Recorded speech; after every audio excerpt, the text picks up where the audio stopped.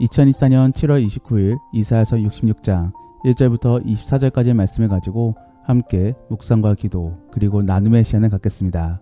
먼저 오늘 나눌 본문 말씀부터 함께 듣겠습니다. 여호와께서 이와 같이 말씀하시되 하늘은 나의 보좌요 땅은 나의 발판이니 너희가 나를 위하여 무슨 집을 지으랴. 내가 안식할 초소가 어디랴. 나 여호와가 말하노라. 내 손이 이 모든 것을 지었으므로 그들이 생겼느니라. 물은 마음이 가난하고 심령에 통해하며 내 말을 듣고 떠는 자 그 사람은 내가 돌보려니와 소를 잡아 드리는 것은 살인함과 다름이 없이 하고 어린 양으로 제사 드리는 것은 개 목을 꺾음과 다름이 없이 하며 드리는 예물은 돼지의 피와 다름이 없이 하고 분향하는 것은 우상을 찬송함과 다름이 없이 행하는 그들은 자기의 길을 택하며 그들의 마음은 가증한 것을 기뻐한즉 나 또한 유혹을 그들에게 택하여 주며 그들이 무소하는 것을 그들에게 임하게 하리니 이는 내가 불러도 대답하는 자가 없으며 내가 말하여도 그들이 듣지 않고 오직 나의 목전에서 악을 행하며 내가 기뻐하지 아니하는 것을 택하였습니다. 여호와의 말씀으로 말미암아 떠는 자들아 그의 말씀을 들을지어다. 이르시되 너희 형제가 너희를 미워하며 내 이름으로 말미암아 너희를 쫓아내며 이르기를 여호와께서는 영광을 나타내사 너희 기쁨을 우리에게 보이시기를 원하노라 하였으나 그들은 수치를 당하리라 하셨느니라. 떠드는 소리가 성읍에서부터 들려오며 목소리가 성전에서부터 들리니 이는 여호와께서 그의 원수에게 보응하시는 목소리로다. 시온은 진통을 하기 전에 해산하며 고통을 당하기 전에 나말을 낳았으니 이러한 일을 들은 자가 누구이며 이러한 일을 본 자가 누구이냐. 나라가 어찌 하루에 생기겠으며 민족이 어찌 한순간에 태어나겠느냐. 그러나 시온은 진통하는 즉시 그 아들을 순산하였도다. 여호와께서 이르시되 내가 아이를 갖도록 하였은즉 해산하게 하지 아니하겠느냐. 내 하나님이 이르시되 나는 해산하게 하는 이인즉 어찌 태를 닫겠느냐 하시니라. 예루살렘을 사랑하는 자들이여 다 그 성읍과 함께 기뻐하라. 다 그 성읍과 함께 즐거워하라. 그 성을 위하여 슬퍼하는 자들이여 다 그 성의 기쁨으로 말미암아 그 성과 함께 기뻐하라. 너희가 젖을 빠는 것 같이 그 위로하는 품에서 만족하겠고 젖을 넉넉히 빤 것 같이 그 영광의 풍성함으로 말미암아 즐거워하리라. 여호와께서 이와 같이 말씀하시되 보라, 내가 그에게 평강을 강같이 그에게 문나라의 영광을 넘치는 시내같이 주리니 너희가 그 성읍의 젖을 빨 것이며 너희가 옆에 안기며 그 무릎에서 놓을 것이라. 어머니가 자식을 위로함같이 내가 너희를 위로할 것인즉 너희가 예루살렘에서 위로를 받으리니 너희가 이를 보고 마음이 기뻐서 너희 뼈가 연한 풀의 무성함 같으리라. 여호와의 손은 그의 종들에게 나타나겠고 그의 진노는 그의 원수에게 더하리라.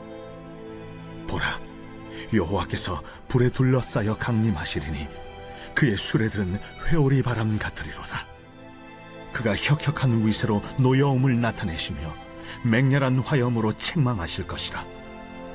여호와께서 불과 칼로 모든 혈육에게 심판을 베푸신즉 여호와께 죽임당할 자가 많으리니 스스로 거룩하게 구별하며 스스로 정결하게 하고 동산에 들어가서 그 가운데 있는 자를 따라 돼지고기와 가증한 물건과 쥐를 먹는 자가 다 함께 망하리라. 여호와의 말씀이니라. 내가 그들의 행위와 사상을 아노라. 때가 이르면 문나라와 언어가 다른 민족들을 모으리니 그들이 와서 나의 영광을 볼 것이며 내가 그들 가운데서 징조를 세워서 그들 가운데서 도피한 자를 여러 나라 곧 다시스와 뿔과 활을 당기는 룻과 밋, 두발과 야완과 또 나의 명성을 듣지도 못하고 나의 영광을 보지도 못한 먼 섬들로 보내리니 그들이 나의 영광을 문나라에 전파하리라. 나 여호와가 말하노라. 이스라엘 자손이 예물을 깨끗한 그릇에 담아 여호와의 집에 드림같이 그들이 너희 모든 형제를 문나라에서 나의 성산 예루살렘으로 말과 수레와 교자와 노새와 낙타에 태워다가 여호와께 예물로 드릴 것이요 나는 그 가운데에서 택하여 제사장과 레위인을 삼으리라. 여호와의 말입니다. 내가 지을 새 하늘과 새 땅이 내 앞에 항상 있는 것 같이 너희 자손과 너희 이름이 항상 있으리라. 여호와의 말입니다. 매월 초하루와 매 안식일에 모든 혈육이 내 앞에 나와 예배하리라. 그들이 나가서 내게 패역한 자들의 시체들을 볼 것이라. 그 벌레가 죽지 아니하며 그 불이 꺼지지 아니하여 모든 혈육에게 가증함이 되리라. 오늘 본문을 끝으로 이사야서는 끝이 납니다. 이사야서 말씀에서는 영적으로 눈이 가려진 자에게 진리를 선포해주고 있는 것이며 결국 주를 믿는 자들에게 구원을 선포해주고 있는 것입니다. 그러므로 이사야서 말씀 안에는 구원의 핵심인 예수님에 대하여 자세히 전해주고 있는 것입니다. 오늘 본문에서도 그러한 구원에 있어서 하나님의 뜻을 전해주고 있습니다. 즉 어떠한 사람이 구원을 얻을 수 있는 것이며 또 그러한 구원을 얻을 경우에는 어떠한 은혜를 누리게 될지를 말씀해주고 있는 것입니다. 그러므로 저는 오늘 본문 말씀을 통하여 주가 주시는 구원에 대하여 함께 살펴보기를 원합니다. 첫 번째로 주가 주시는 구원은 우리의 공로로 인하여 얻어지는 것이 아닌 것입니다. 즉 착하거나 혹은 수많은 신앙 봉사를 통하여 얻는 것이 아닌 것입니다. 모두 하나님의 긍휼 덕분인 것입니다. 그러므로 오늘 본문의 1절과 2절 말씀에서는 이 세상의 모든 것들은 다 하나님의 손에 지어졌고 또 그러므로 우리는 하나님께 무언가를 줄 수 없음을 전해주고 있는 것입니다. 그러면 우리는 어떻게 구원을 얻을 수 있는 것입니까? 단순히 나쁜 짓을 하여도 하나님께 택함만 받으면 되는 것입니까? 사실 그러한 부분들 속에 우리는 혼란을 가질 수가 있습니다. 하나님의 공로만을 너무나 강조하여서 영적으로 게을러질 수가 있는 것입니다. 그런데 2절 말씀을 읽어보면 이러한 표현이 있습니다. 무릇 마음이 가난하고 심령이 통회하며 또 내 말을 듣고 떠는 자는 내가 돌볼 것이다. 이게 무슨 의미겠습니까? 여기서 마음이 가난함은 주의 뜻대로 살고자 노력하였지만서도 결국 뜻대로 되지 않아 마음이 불편함을 전해주고 있는 것입니다. 그리고 심령이 통회함은 하나님께 회개함을 전해주고 있는 것이며 주의 말씀을 듣고 떠는 자는 경외함을 의미해주고 있는 것입니다. 결국 이 모두가 주님의 역사하심 속에 반응하는 결과인 것입니다. 즉 우리가 구원을 얻음에 대한 시발점은 우리로부터 시작되는 것이 아니라 하나님께로부터 시작되는 것입니다. 그리고 그에 대하여 반응을 나타내는 사람들만이 구원을 얻을 수 있는 것입니다. 어떠한 사람들은 그러한 하나님의 역사하심이 몇몇 사람에게만 임하면 어떡하냐고 질문할 수 있습니다. 즉 소수의 사람에게만 임하는 그러한 선민사상 및 엘리트주의를 염려하는 것입니다. 하지만 그렇지 않습니다. 하나님은 누구에게도 구원의 손길을 뻗치십니다. 다만 그런 구원의 손길을 수용하느냐 못하느냐는 우리의 문제인 것입니다. 그리고 하나님은 이미 그러한 상황을 다 알고 계십니다. 그러므로 주를 선택할 사람들에게만 분명하게 부르고 있는 것입니다. 사실 이러한 부분은 3차원 속에 살고 있는 우리의 입장에서는 너무나 이해하기 어려운 부분인 것입니다. 시공간을 넘는 고차원의 속에서 해석해야지만이 이해할 수 있는 그러한 부분인 것입니다. 그러므로 우리는 구원에 대해서 이미와 아직의 단계에 있다라고 주장하고 있는 것이며 또 예정론을 통해서도 하나님의 택하심과 우리의 선택에 대하여 이해해 보려고 노력하고 있는 것입니다. 어쨌든 결론은 하나님이 먼저 부르시고 우리는 거기에 대해 답하며 그를 통해 구원을 얻는 것입니다.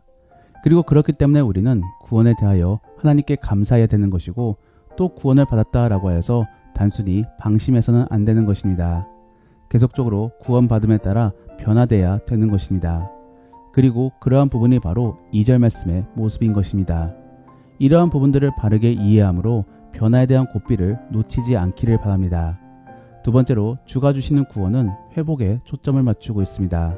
즉 구원을 얻음 속에 우리는 결국 회복이 되어서 완전한 평안을 누리게 되는 것입니다.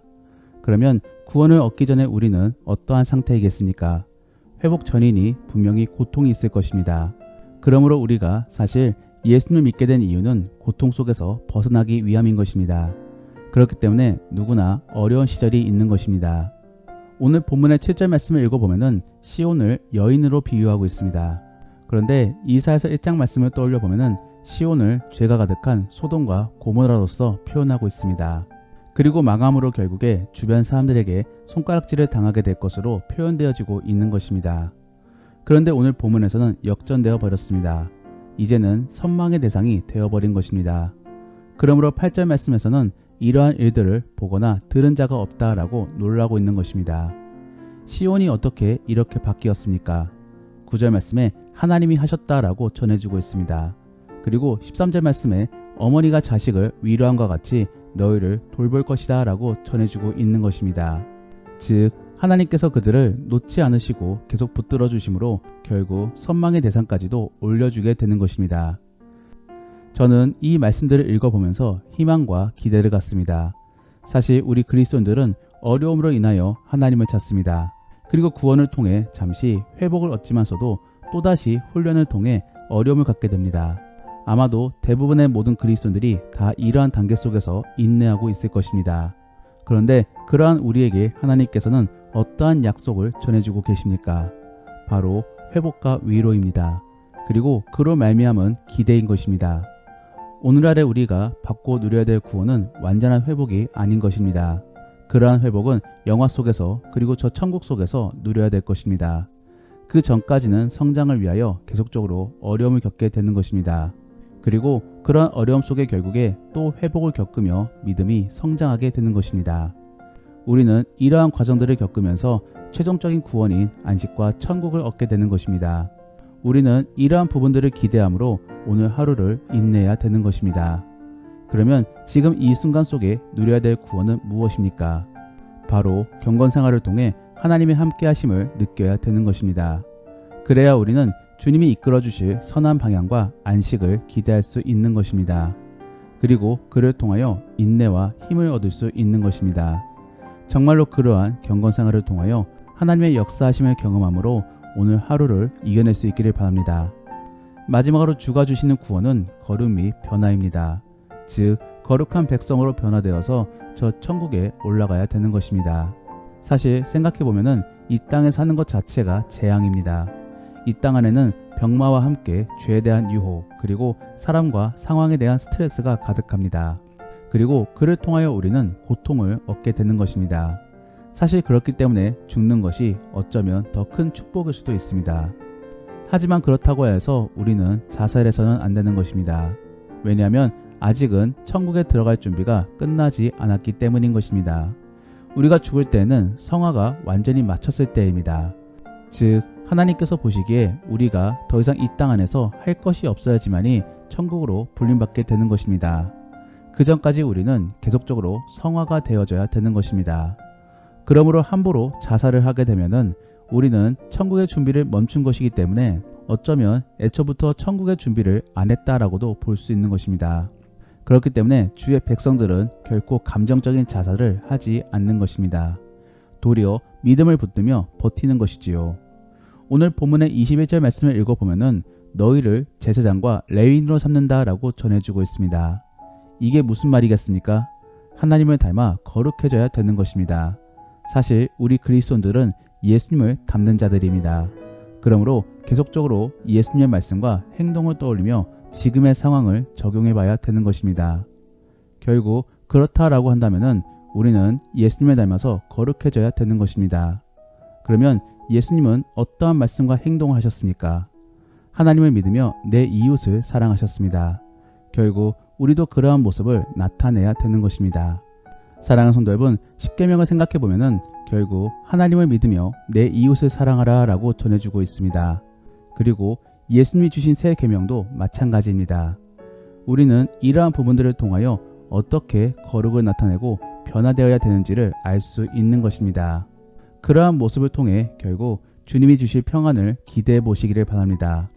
말씀을 정리합니다. 오늘은 주가 주실 구원에 대하여 함께 살펴보았습니다. 사실 그러한 구원을 얻지 못하면은 오늘 본문의 5절과 6절 말씀처럼 수치를 당하게 될 것입니다. 그리고 그러한 모습은 결국 부러움과 두려움 속에서 고통을 받게 되는 것입니다. 우리는 그러한 모습을 갖지 않기 위하여 구원을 얻어야 될 것입니다. 그리고 그러한 구원받는 모습은 주님을 믿음으로 주 안에서 경건 생활을 갖는 것입니다.